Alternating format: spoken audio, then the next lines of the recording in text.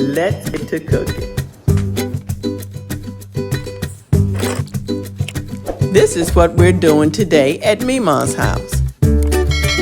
Hey y'all, welcome back to Mima's house. I'm in the kitchen, I have my apron on and I'm ready to cook. I have some extra sweetened condensed milk that my sister Priscilla had blessed me with, and I want to use that. So I looked for a recipe that used sweetened condensed milk that I'd never used before. And that recipe today is a sweetened condensed milk pound cake. So let me get in the kitchen and we'll get to cooking. Here are the ingredients that we'll be using for our cake. 1¼ cup of butter, 2½ cups of granulated sugar, 14 ounces of sweetened condensed milk, 6 large eggs, 3½ cups of flour, half a teaspoon of baking powder and salt, and 1 tablespoon of almond extract. As with all pound cake recipes, I'll start by creaming my sugar and my butter together. One tip that I'll give you is cream your butter and your sugar together until you don't hear any granules of sugar in the bottom of your bowl. As you're mixing it, you will hear the granules of sugar, and as they are melding together with the butter, you won't hear that gritty sound in the bottom of the bowl anymore. So you want to cream your butter and sugar until it gets nice and fluffy. It changes color and you don't hear the granules of sugar. And if your butter is at room temperature, which it should be, it will take between 7 to 10 minutes for the butter and the sugar to meld together and get fluffy. Now that that's done, let's go ahead and add our 14 ounces of sweetened condensed milk. After that, we'll add our almond extract.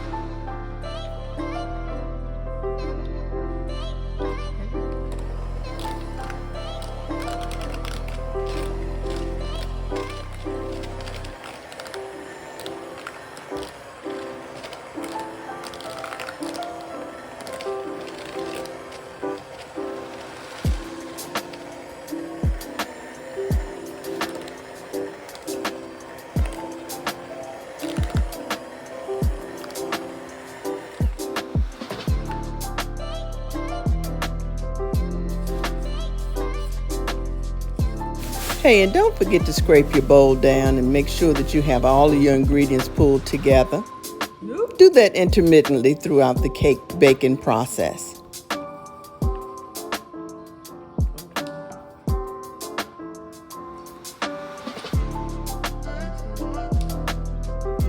This recipe requires 6 eggs, which are at room temperature, and I like to crack my eggs. Like I've told you before, tip number 2, crack your eggs into a separate container, a separate bowl or measuring cup, so that if you get eggshells, and sometimes that happens, there's one right there, into your eggs, you can easily pick them out and they won't affect your batter.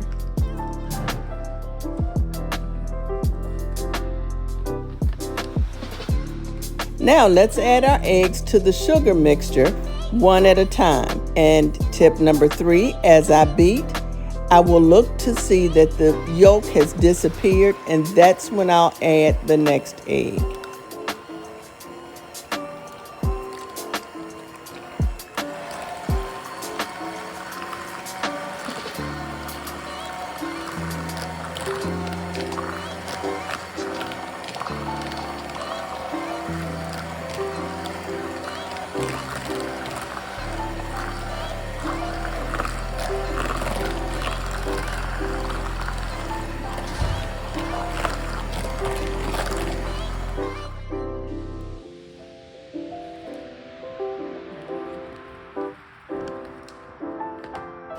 Now, if you've watched my videos before, and thank you for subscribing and watching, and if you haven't subscribed, please take the time to do that now.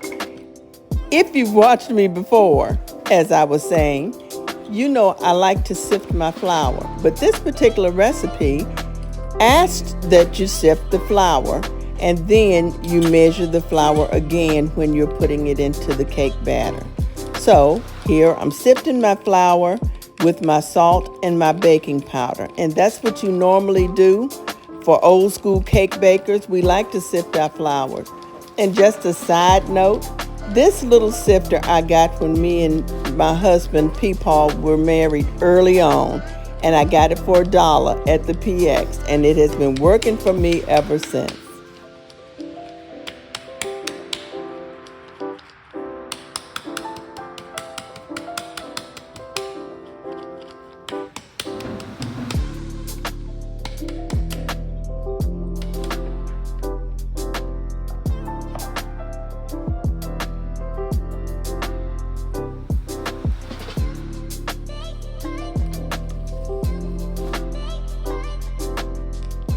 Now we'll add our flour 1 cup at a time, but first let me prepare my pan. I'm kind of being heavy-handed with my spray because this pan is decorative and it has a lot of cracks and crevices and different designs on it. I want to make sure that all of it is coated. Now we'll add the flour 1 cup at a time with the mixer. So I'll do 3 cups of flour, and then the half a cup I'll go ahead and put in by hand. I'll mix by hand.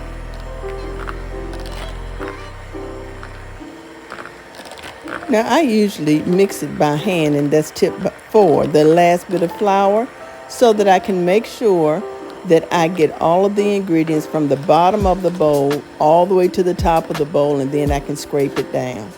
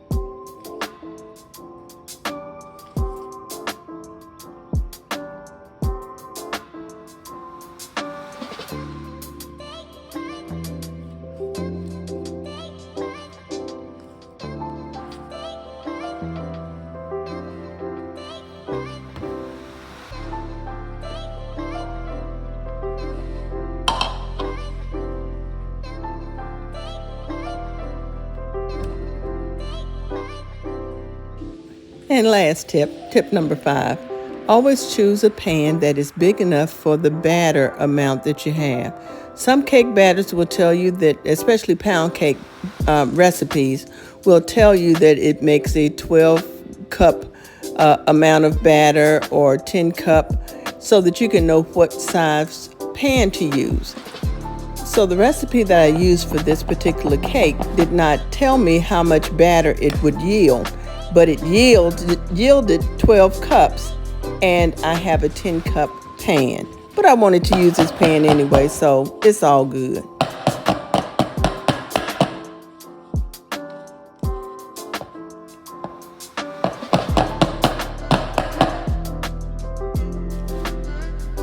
So now I'm going to bake this cake at 325 degrees Fahrenheit for an hour. And since I have extra batter, I'm going to use my little individual bundt pan for these extra little individual bundt cakes. I like this pan because it's silicone and it usually releases the cakes very easily. I spray it, but I really don't have to. I just do it because I don't want it to not release it. Because the day I don't spray it, that's the day it won't release it.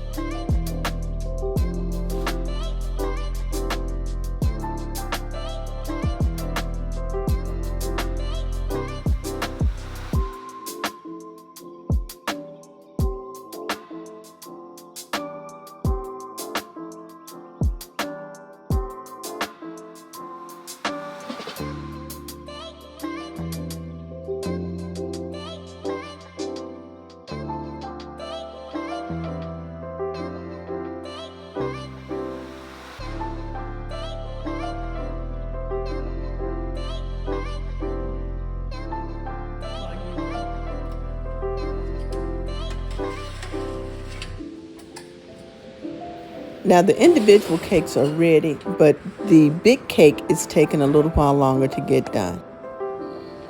Now the big cake is done, and it took an hour and 15 minutes for it to get completely cooked.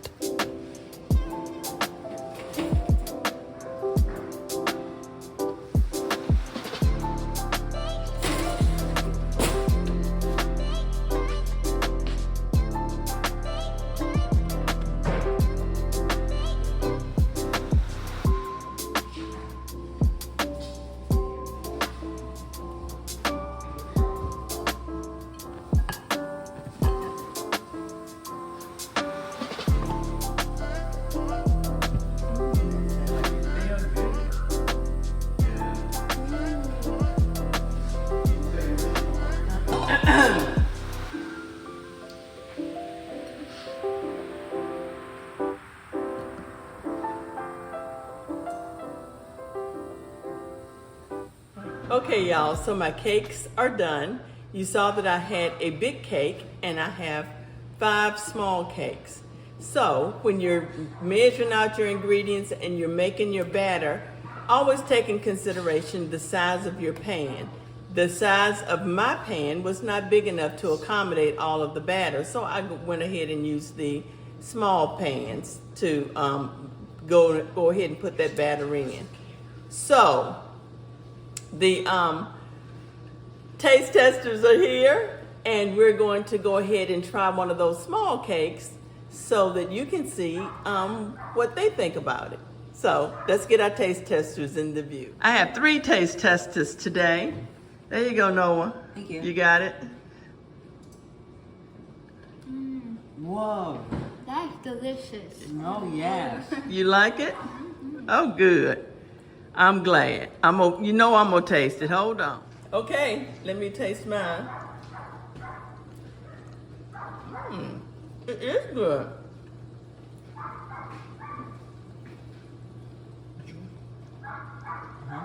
That's the texture. It's moist and it's sweet enough. You know we like sweet around here, but it's very good. I'm going to put the recipe down in the description box. Y'all be blessed and have a good day. Bye.